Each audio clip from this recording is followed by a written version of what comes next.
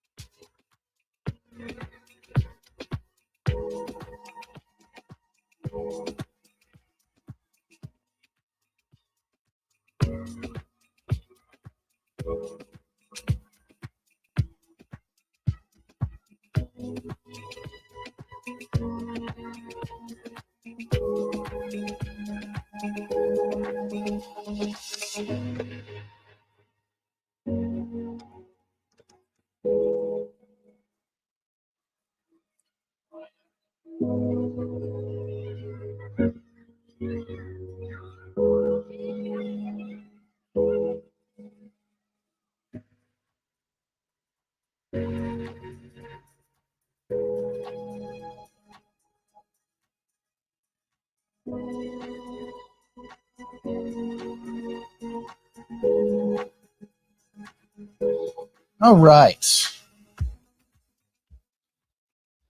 Well, there was a meeting. They do a weekly meeting that I attend. There's two that I attend, a Friday one and a Wednesday one for Hypercycle. This one was a Wednesday one, but it normally starts at 6 a.m. And today, because of some flights and things that people were on, it started at 7 a.m. It's a 90-minute meeting, ergo, caught in the middle of it. So there you go. That's that. Hello, hello, hello, hello. All right. Let's do some Q&A. If you have any questions, throw them out there. Other than that, we will look at markets. I was going to go into, we had looked at a while back the 13 fatal errors that managers make. It was a really good book. It came up this week a couple times. I don't know why it came up twice or something, but it came up twice in different conversations. So I thought we might go through those errors, those 13 fatal errors, because they apply in life. All right. So we'll probably touch on that. Hi, kitty. The big kitty's at my feet, so I got to pet him. That way he won't bite me. Good boy. All right. No. Just that tilling is coming, the end of free tilling and all that. But no, nothing that I can talk about publicly because, wait for them to to put out those messages first. All right. Twin protocol launch is incoming. I'll even have more details probably this afternoon on that because we have another meeting with that team on Node Market. So that'll be cool. And I would say it's in the coming weeks. They're just working out some technical knickknacks. But other than that, that's going to start. We'll roll that out soon. But everybody will know what's going on there. So yay. All right. So we nailed that. We've covered that. Let's go take a look at markets and see if there's anything super exciting going on. CPI came in, of course, less than. Was down at 3%, which, again, anytime you come off of a supply shock, anytime you come off of a global pandemic where the whole world shuts down, people get free money to hang out at home, surfing the internet, gambling on NFTs and spammy ass crap, and ... Amazon gets overwhelmed because people that make $600 a week are suddenly getting $900 a week with free government money, and they're working, and everybody's got tons of money. Woo woo! It's all fake though. Well, it's real money at the time, But what it is more money units chasing fewer or diminishing goods. Why? Because everybody's going and buying stuff they wouldn't normally buy because they have an infusion of capital they wouldn't normally have. So they go and they spend the money that they wouldn't normally have on stuff they wouldn't normally buy. And for whatever reason, people don't look into the future and they think this is forever. I'm forever going to have extra money forever. And then the money runs out and the savings run out. Oh, and by the way, the supply of all those things that they were competing with the money they never earned, that runs out too. So it's more currency units fighting for diminishing resources. Microeconomics, small e, obviously, if supply is constrained, the price goes up. But those are non-economic price effects, and they come down. So there you go. Then you have the world going into a recession and the stock market goes up. Why? Well, because if the world's going into a recession, then clearly the Fed should cut interest rates, which is stimulus. Nope, no, it's not. Yeah, sure it is, because stock market goes up. And if stock market's up, that's good. No, because the stock market's going up because it's going up. Because dummies think that cutting interest rates is stimulus. It isn't. They think it makes a loose free money environment. It ain't, and it doesn't. Doesn't matter. Stock market's not the market. The stock market is not the economy.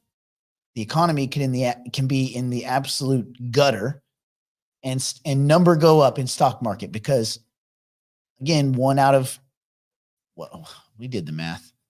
Only 1 in 20, let's see, of all the people participating in the stock market in America, it's like 1 in 6 or 1 in 7 people. And then you take that small group of 1 in 7 people, only 1 in 10 of those are in the group that owns 90% of the assets. And what are those assets? Only 1 in every 100 companies in the United States are even participants. So one of, it leaves like 1 person in 200 that actually makes any money when number go up, when the whole economy is in a recession, when the whole world is in a recession. And you wonder why people get angry that can't participate. And then you wonder why people gamble and FOMO and panic and do stupid shit with their money. Should be pretty obvious. People gamble because they're hopeless. So that's not us. We are not hopeless, but still, you have to factor all these things in. They are different bits of noise that you have to fine tune. You have to decide what noise you want to ingest in your investment models and to come up with your thesis for investment and what stuff you want to ignore. But you can say, on the one hand, you have the Jerome Powell, he's a liar, all the dummy brokers and analysts and all this kind of stuff that think that the Fed is a central bank that really just don't even understand basic, like common sense reason and math. But if they have enough dummies that follow what they say and they keep dummying, then other people will dummy accordingly. So it's a big daisy chain of dumbasses. But there's a lot of them. So inflation down. Oh, the Fed can be more dovish. The Fed can cut rates. Yeah, that's an incentive for me to go and buy. Not really. But the 1 and the 1 and the 1 and the 1 and the 1 of so many people might experience some slight improvement in their equity portfolio until at some point those companies can't push it off and push it off and push it off. And what is it? Delay and pray, extend and pretend, oh, we're going to be fine. Next quarter, you'll see. Well, then why are you cutting hours? No, we're just doing that to tighten the budget. Okay, but why are you doing? Well, no, it's we're balance sheet conscious. What? Everybody's balance sheet conscious. No, we're anyway, all those stupid terms. Point is, stock market goes up, and to an extent, Bitcoin went up with this. That's kind of nice. So we'll look at that. But remember, if people are behaving for the wrong reasons, eventually everybody gets a case of act right. Because you can't lie about the data forever when, of course, numbers get, restated downward revised.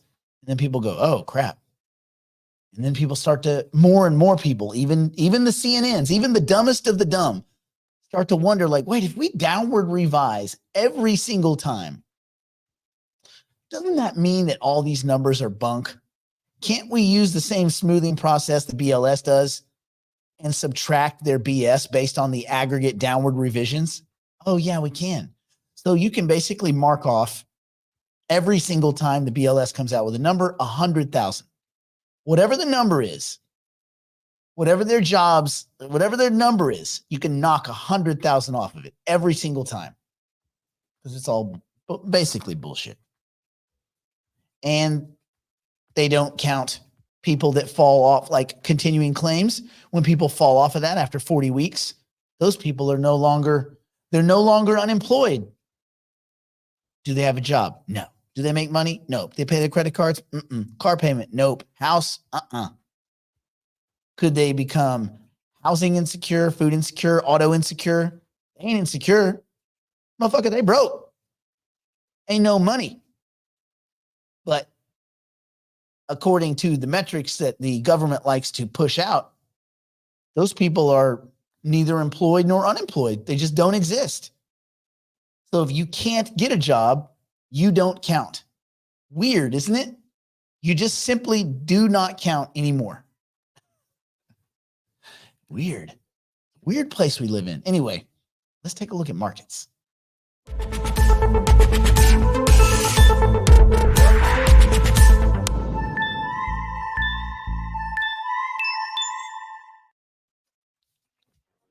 All right, let's see. It's giving me the old spinning wheel. Let's see what we got.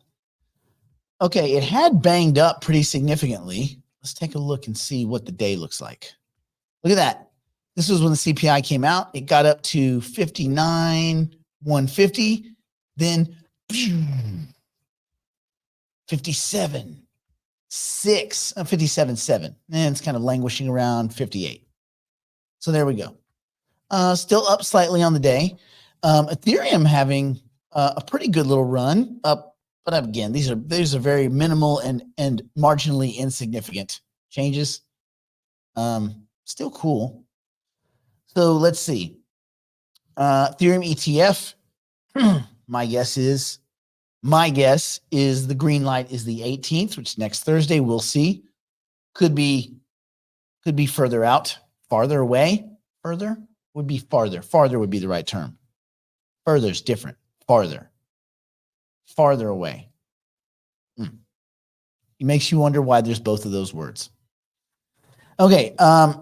XRP, no one cares. I think it's laughable that Brad Garlinghouse is involved in anything at the government level. He's like, oh, we had a meeting with some people from the White House.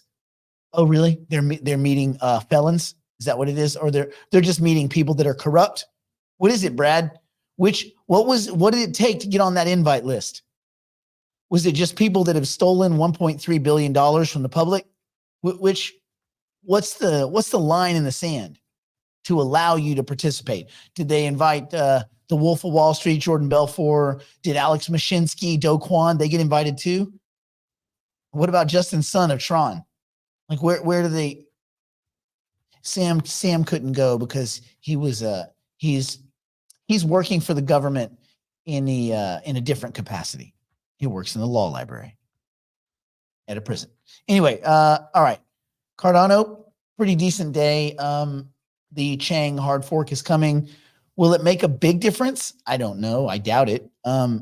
Is it a significant technical difference, a technical advancement? Yes, it is. Is Cardano great as a technical feat? Yes. Is their governance great? Their governance is pretty good. It's actual governance by the people. Are the people a bunch of kind of creepy crypto marginal weirdos? Yes. So is it a real fair, even sampling of the community at large? No. Of the crypto community at large? No. It's a bunch of cultists. It's no different than having a bunch of really good governance over at Ripple. Oh, wait. We just covered that. Or at XRP, for XRP, the token. You would say that's not a very fair and balanced unit of individuals. That is a weird cohort. You know, Anyway, Cardano is the best technology project that no one cares about, followed by, I would say, Cosmos is a really great technology project that no one cares about. And I'm not sure that ever changes. Charles, the idea was to eventually turn governance over to the people. This is Charles' way of backing. It's not backing out. It's like at some point he can't be the boss. Like at some point he's got to turn it over and let people run with it, which I agree with, except I just don't see a lot of super bright minds in that community, in the ADA governance by the people community. I don't know. I'm sure there's some smart people there. I just ain't seen them. So yeah, he's going to back off, and then they'll still build products, and they're still going to build all sorts of stuff. But the governance is going to be for the people, by the people, all that. I'm not a big fan of pure democracy. I think representative democracy makes more sense. I mean, everyone's not equal of IQ. Everyone doesn't run as fast or do things as good as the person next to them. Everybody's kind of good at different things, or kind of good at a lot of things, or whatever, but we're all kind of different. I think the more people you get together, the aggregate IQ goes down, not up. Seems like that. Seems like, tragedy of the commons and mass hysteria and FOMO and crowd behavior and crowd mentality. There's a lot of terms to describe how shitty crowds are when you get them together. I don't know if anybody's been super impressed with the dumpster fire shit show that is Congress, if you live in the United States, or whatever your governing organization is. Yeah, I mean, pure democracy is a little sloppy. The joke is like, pure democracy is two wolves and a lamb voting on dinner. So yeah. So I just don't know. I don't know what future Cardano has. It doesn't matter that it's better technically. That's a beta versus VCR argument or whatever, JVC. So no one cares. No one in the crypto community gives a shit about any of this stuff, really. Everybody just wants number to go up. So, and you know what? To an extent, I don't care. I mean, my DNA is not in there's not any of these projects that if the information changed, really significantly changed one way or the other, I wouldn't either look at as an investment or dump. Not one. I mean, if they made giant sweeping changes, fired original people, got rid of people, really cleaned house over at Algorand, really cleaned house over at Solana, and actually attempted to make it a viable platform, if the information changed dramatically, I'd say, well, we got to revisit it. It's not likely. I mean, it will not happen. So that's just, it is what it is. Well, an example is Ripple had a chance. Ripple, the company, XRP, the token. When all this crap happened with Brad and Chris, they should have immediately stepped down. The fact that those two guys didn't step down is an FU to the entire XRP community. We stole, we got caught, FU, we ain't going anywhere. And I guess they're under this delusion that people just really love them.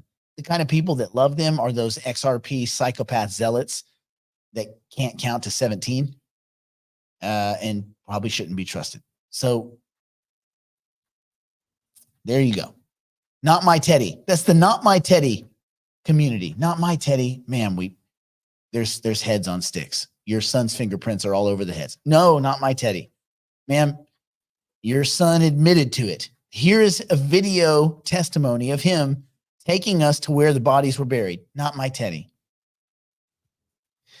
And you know where that forms, right? You have these communities where people get excited about the token, and in their mind, they've already progressed the price. So they look at XRP at 44 cents and they think, When it hits $589,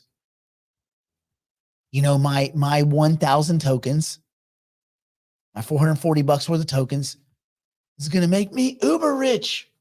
Be so rich, bro. So I'm going to buy everything. I'm going to buy every house in the block. I'll show you guys. I'm going to trade in this station wagon and I'm going to have something cool. I'm going to get a Lamborghini inside of another Lamborghini, like where the Lamborghini opens up and another Lamborghini comes out. That's the kind of Lamborghini I'm going to get because I'm going to be so rich. Because $589, because a cartoon fucking bear told me. What? What in the hell? That is the XRP community. It's a bunch of kind of psycho new worldists that think that 17 or 25 dudes that drive John Deere tractors out in the provincial areas outside the city are going to inherit the whole world's financial system because XRP to 589, because a cartoon bear and some cartoon riddles. It doesn't matter what. And so that's it. That's a cult. There are a lot of cults in crypto. Dogecoin, cult. Shiba, cult. You can't call the meme coins a cult because that's just spammy YOLOers that are hopeless, just saying, well, fuck it. I'm just going to gamble because what's the difference? My life sucks anyway. What's the difference if I'm one paycheck behind or two paychecks behind? But if I hit the right meme coin, I'm out of here. I ain't looking back. I'm going to move to LA. It's like there's a lot of weird lunatic. Yeah, exactly. Like assholes that got fired from their own hedge fund that start up other hedge funds, let's say in, Canada, let's say, and all they do is go on the circuit trying to pretend that they're Tony Stark, let's say, and they get a lunatic's tattoo on their arm, just as an example, just to pull one out of the ether. So you kind of have to always that's what's going on behind the scenes of all these things. So it's like you always got to keep this stuff in mind.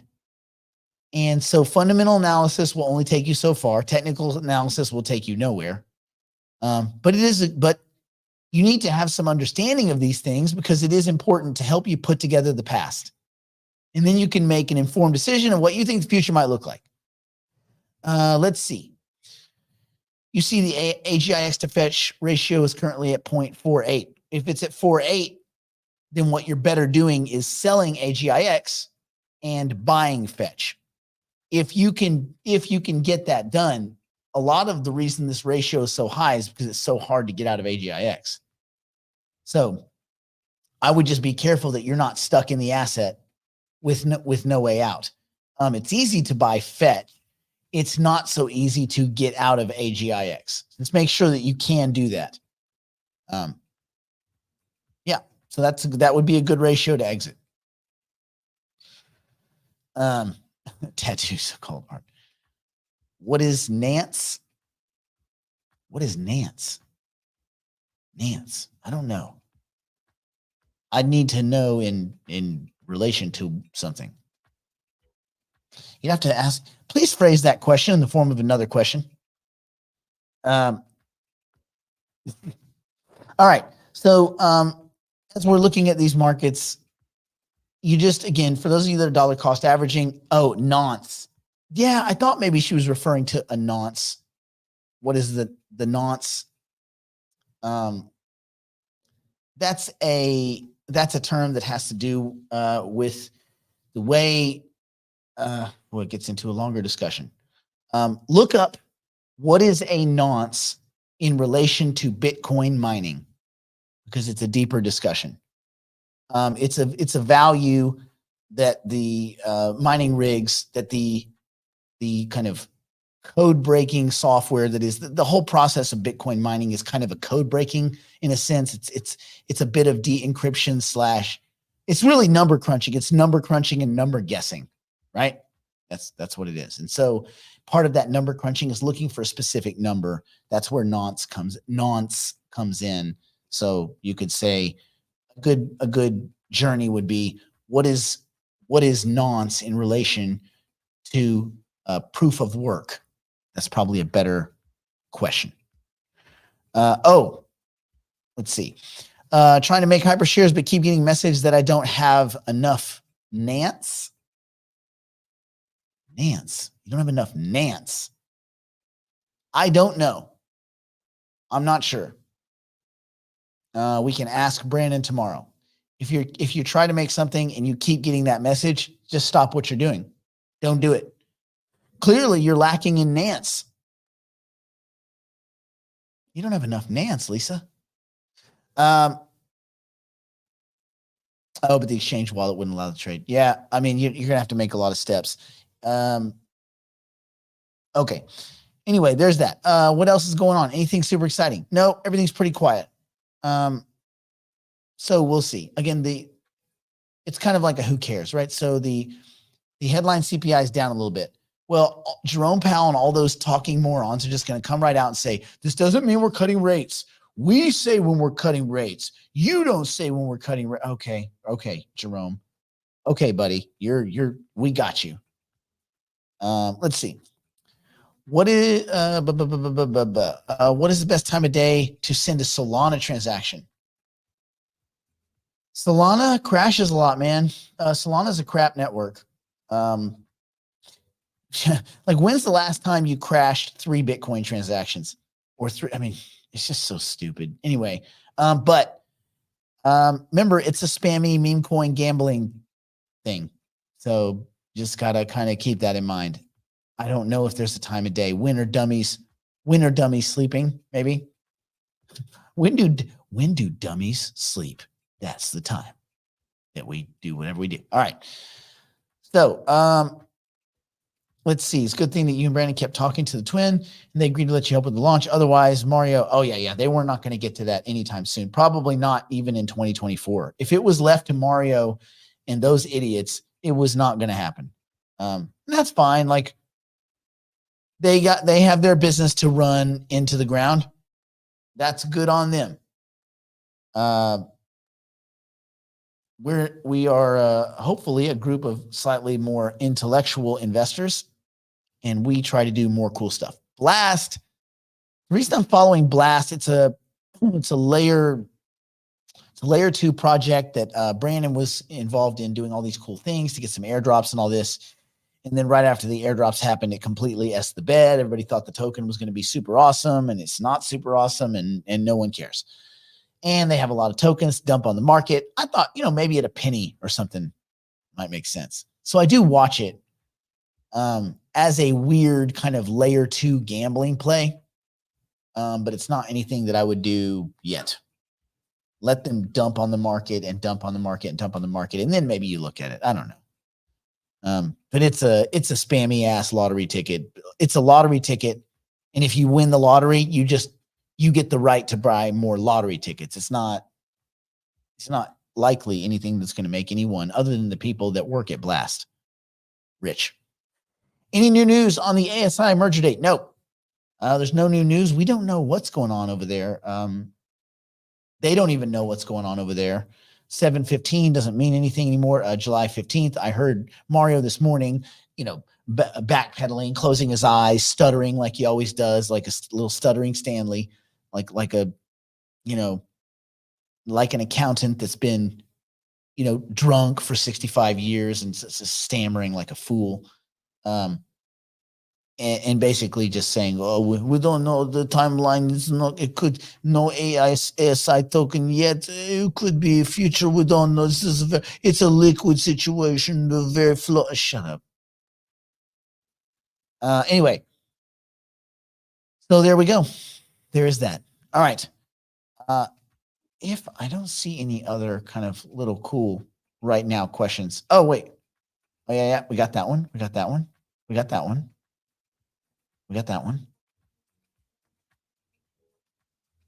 Okay.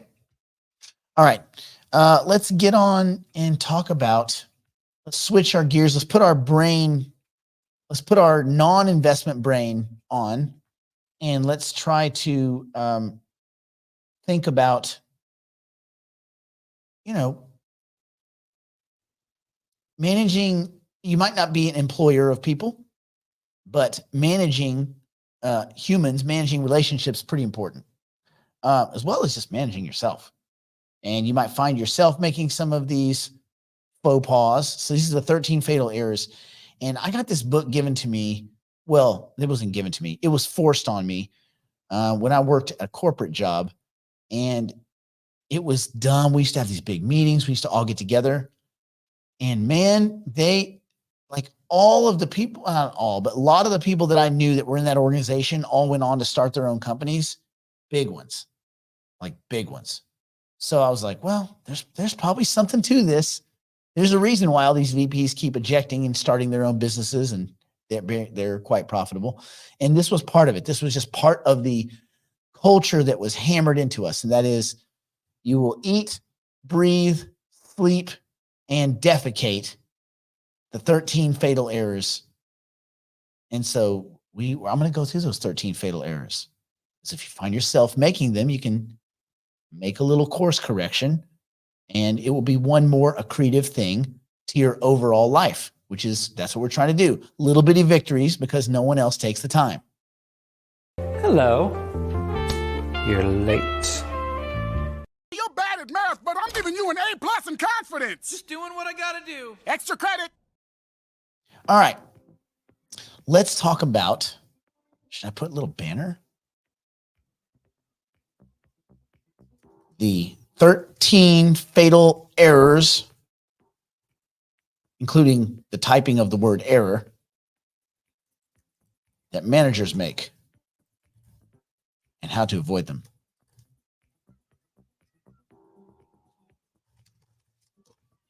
Yay. All right. For those of you that have not seen this book, you can get it. Well, you can download it for free, first of all.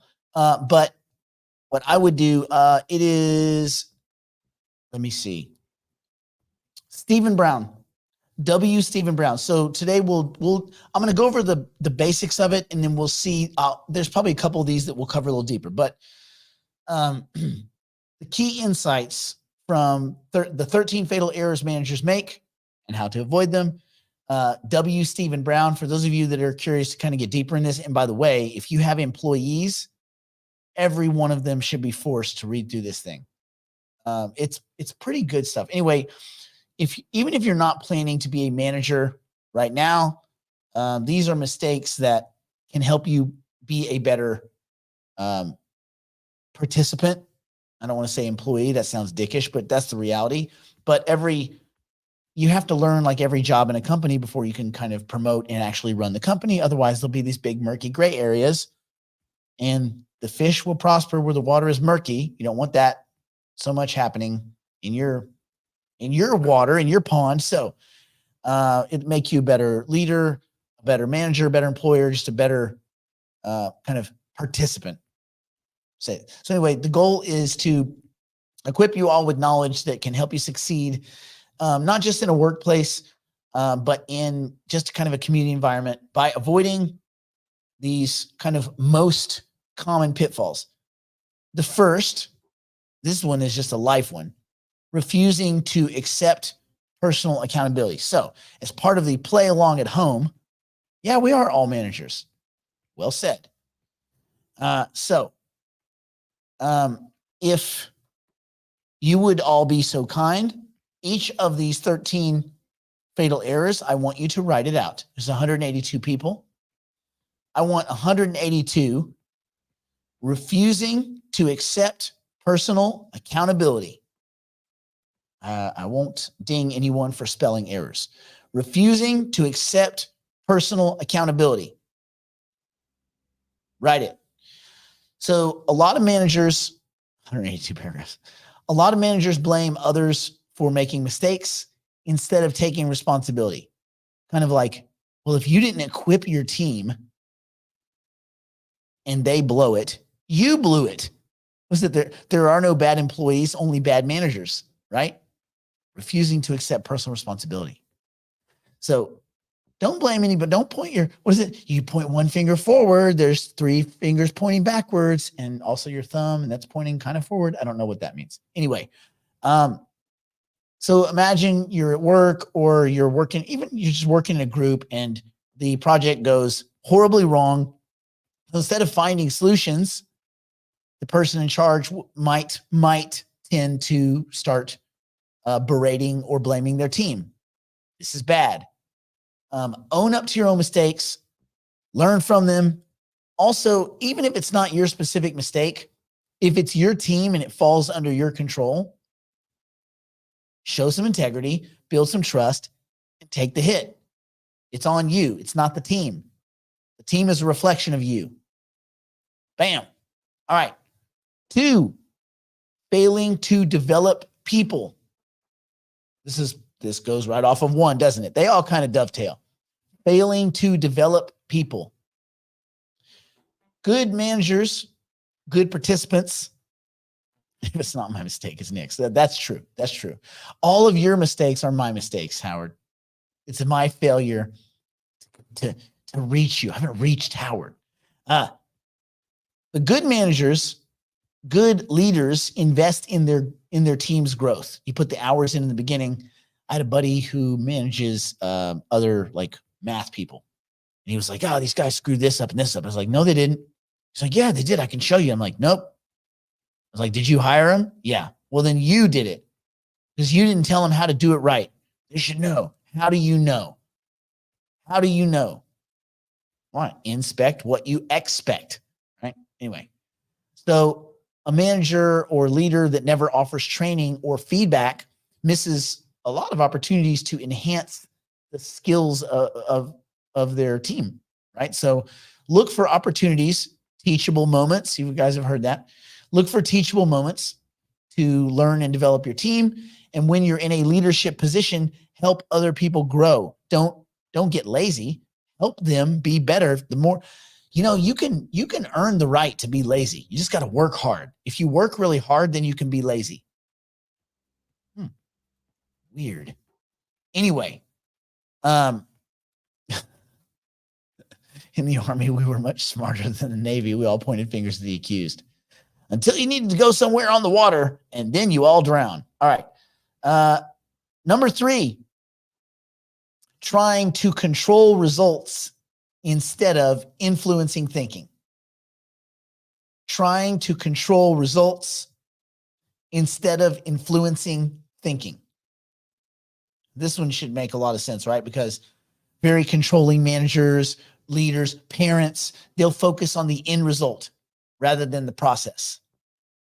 The demon lies in the details, right? So a manager or a leader who micromanages every detail instead of empowering them to think critically. You have to figure out where you fit along this kind of curve. You might be completely end result based. Just get to the end. I don't care, whatever it takes. Well, that's not the way either. Whatever it takes is not the way, right? If you over micromanage, like doing all of the things, then you don't need a team. They're redundant. So you have to focus on developing this positive, very proactive mindset and skill set in the team that you want to perform to achieve end results. Does that make sense? So don't micromanage and do it yourself, and don't only focus on the very end. You should be an adherent to the process. Make sure your team has the process. Make sure your kids know what they're supposed to do. Clean your room. I cleaned it. No, you didn't. What about this? You didn't tell me to do that. What is this? You didn't tell me to do that.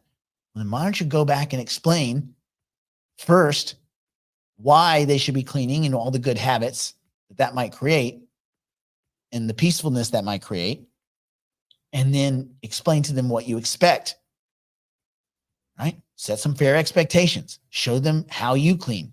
Like, don't just give people an end goal, get mad at how they achieve it, and then don't go in and do all of it yourself. You need some balance. All right. Joining the wrong crowd. Oh, this one's so easy, right? Joining the wrong crowd. This is number 4, joining the wrong crowd. Managers can be influenced by negative or unproductive teams. Aligning with a group that gossips, sideline troublemakers, people on their way out, death march, troublemakers, right? All the different kind of troublemakers. You don't want to align yourself with a group of gossipers, people that are resistant to change. Oh, this is stupid. This is dumb. You're mostly everybody. Look, we're not all fans of change, but you should urge yourself.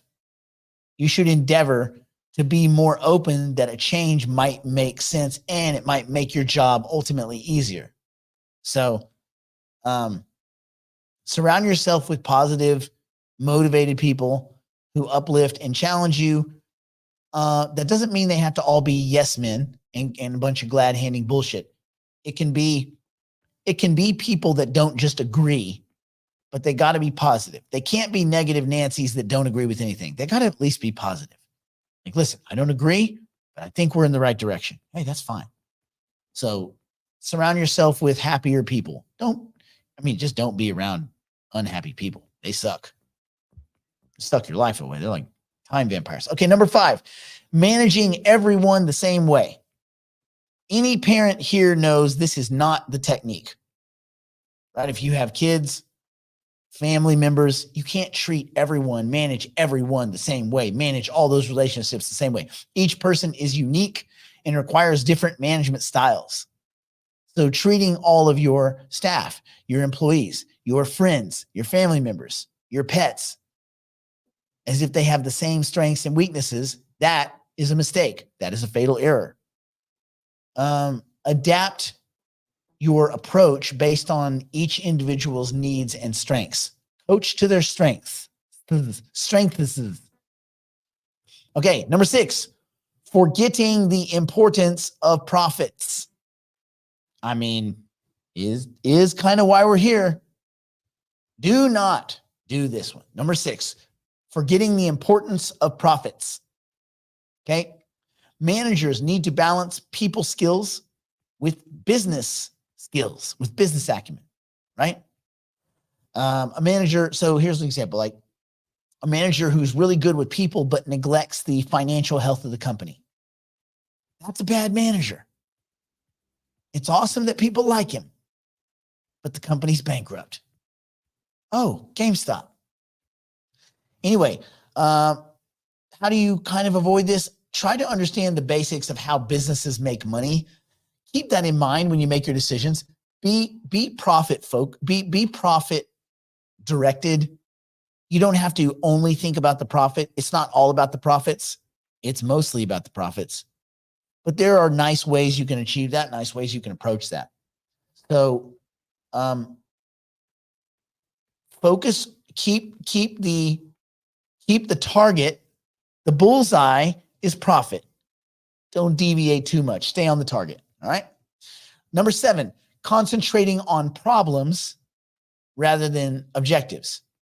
Like the first thing to deal with, concentrating on problems rather than objectives. The first way to beat this, quit saying the word problems. Maybe you say challenges. Maybe you say obstacles, right? So if you concentrate on the problems, you're not going to get past it. When I was in the military, we were working on anything to do with explosives. It was work the problem, work the problem, work the problem, work the problem. Like, oh man, this fucking thing is doing this. Work the problem. Quit. Stop it. Stop. Work the problem. Focus on the problem. Work the problem. So do not concentrate on problems. Focusing too much on a single issue leads to a kind of a negative feedback loop, which you don't want. And then you start getting mad at yourself, and that's not what you want. None of that's productive. So you might see someone who only talks about what's wrong instead of setting clear goals. It is fair when you're dealing with things that can kill you. You want to focus a little bit more on the dangers, but again, give people workarounds. So if something is life important, life threatening, definitely highlight the problem, highlight the challenge, but don't focus. Okay, this is the problem. This is the something we need to focus on. Let's get around it. Work the problem. Okay. always keep the big picture in mind, stay goal oriented. And again, what you don't need in a situation like that, when you're concentrating too much on the problem, that's when the negative sideline, the Nancy's on the sidelines being very negative, that's when it can really kick in. And that can create like a downward spiral. Looks a lot like a toilet. Anyway, number 8, being a buddy, not a boss. Being a buddy instead of a boss. I assure you, everybody here has seen this. And most of you have fallen. This is, why do you think that they don't have officers and enlisted hanging out and going to the same clubs and same areas? It's very difficult to manage people that are your buddy, because if you're not on even footing, right? Like if you have co-founders, that's fine. Even footing, right? Hey, we're both bosses. That's one thing. But when you manage a group of people, your children, same thing.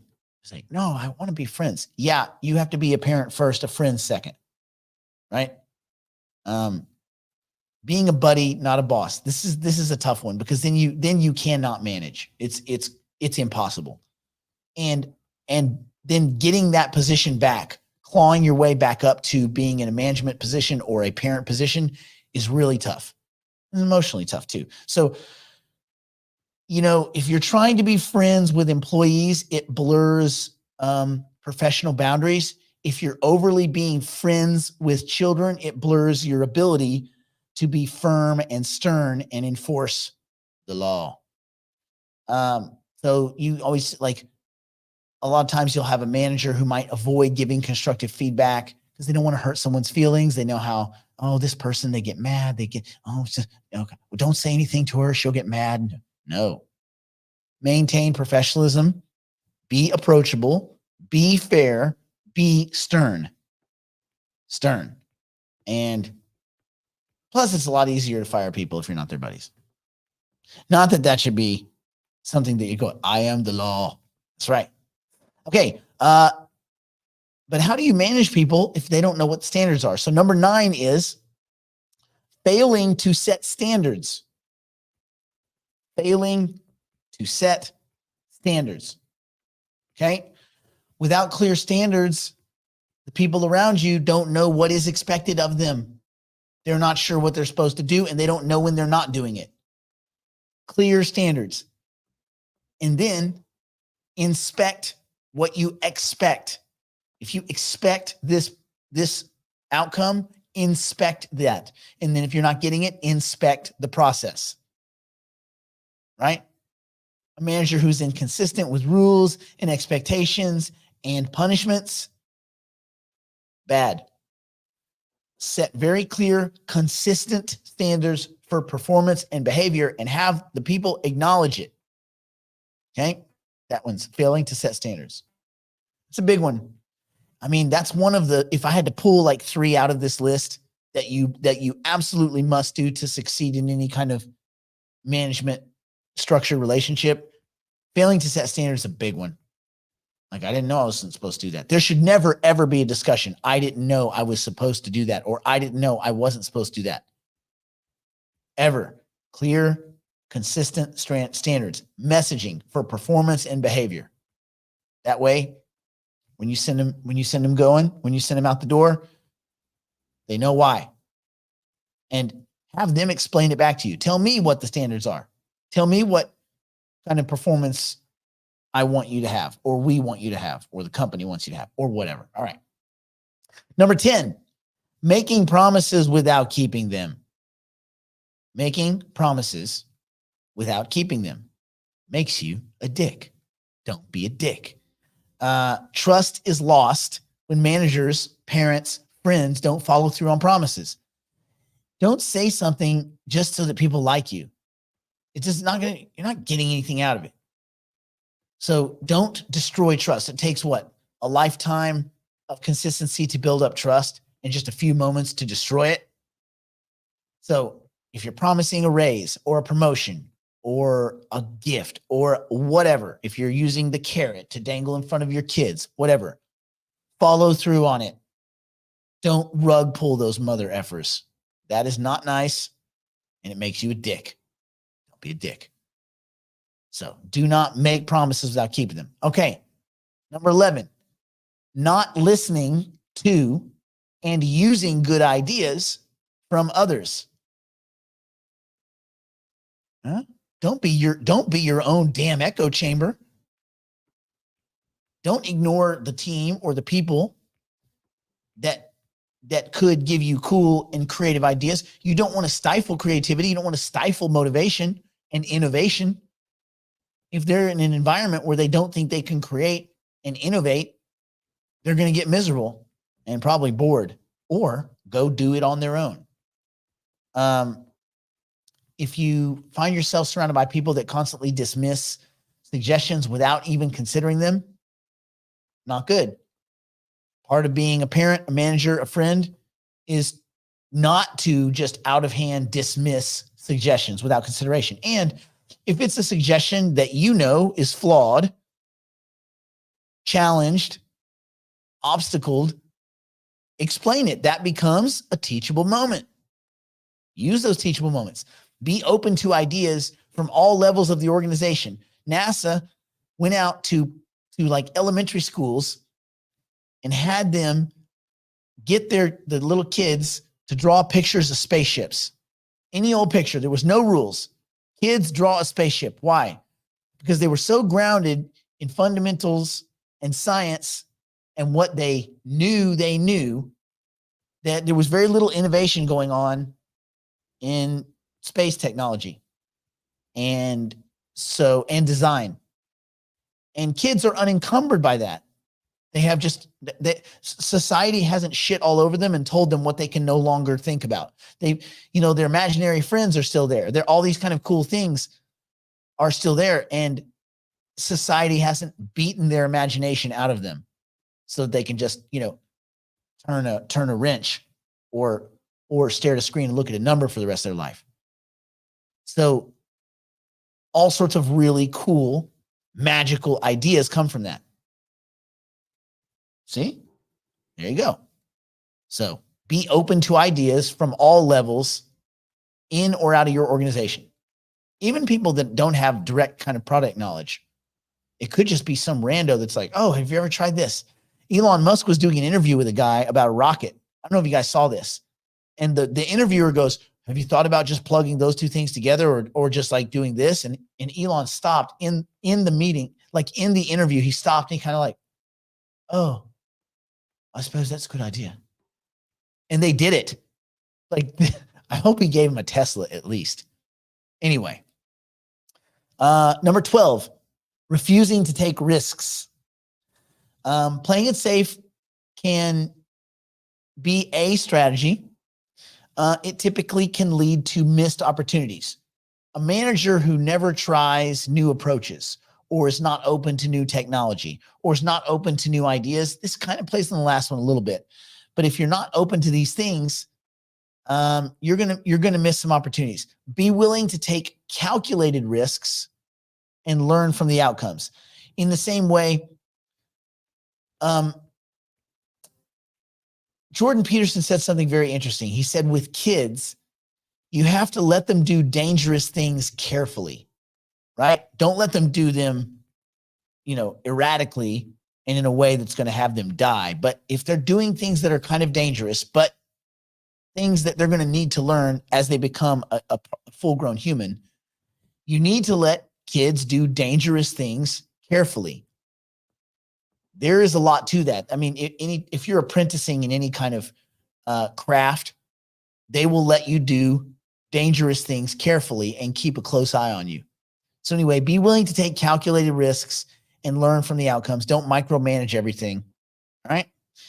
And finally, number 13, and we can go into this in more detail next week if you want. Like, I could really break these down, but number 13 is failing to communicate. It should probably be number 1.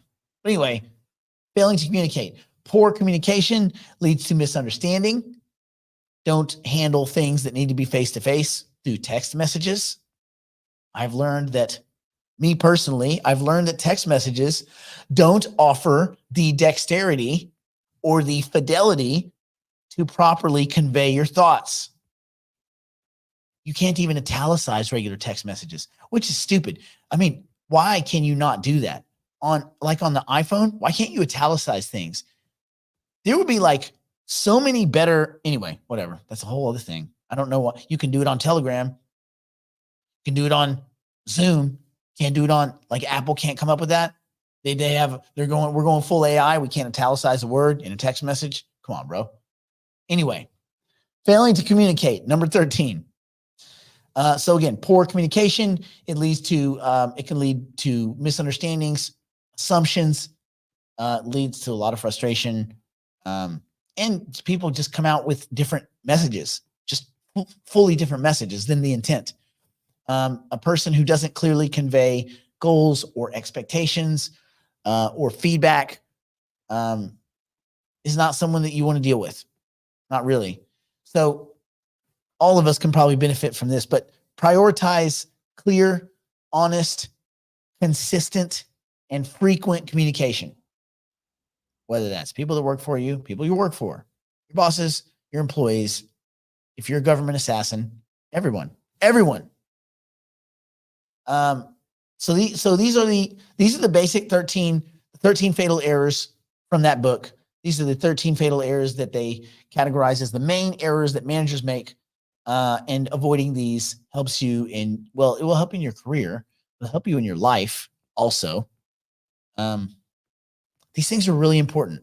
Effective humaning, just being effective human. We're all managers of something, right? So effective humaning is about accountability and development and communication and adaptability. So keep that in mind. Yeah. Number 14 is not reading the book. All right. Have a great day. Stay in school. Don't do drugs. Don't do anything but poor, insolvent, drunk, strung on a meth grandmother would not do. Brandon, I'm sure he's wearing no sleeves because it's probably warm as hell. And yeah, I'm sure he'll have some great stories. He's doing some Airbnb stuff, so I'm sure he'll have some cool stories. They'd like try to build a tent city to his house. A tent city.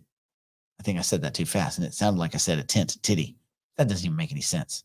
I mean, I guess you could have anyway. We will see you tomorrow.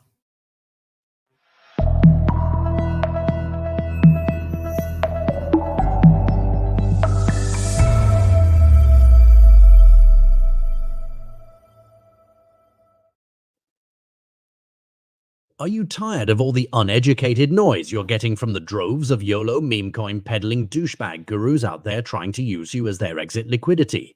Would you rather learn a competent university-level set of skills that will guide you in managing and investing for the rest of your life? Join us 3 days a week at Digital Investor. Develop your knowledge of game theory, cognitive bias, macroeconomics, monetary theory, investment theory, psychology of the crowds, and more. For more info on Digital Investor and how it can help you, reach out at nickblacknext.com.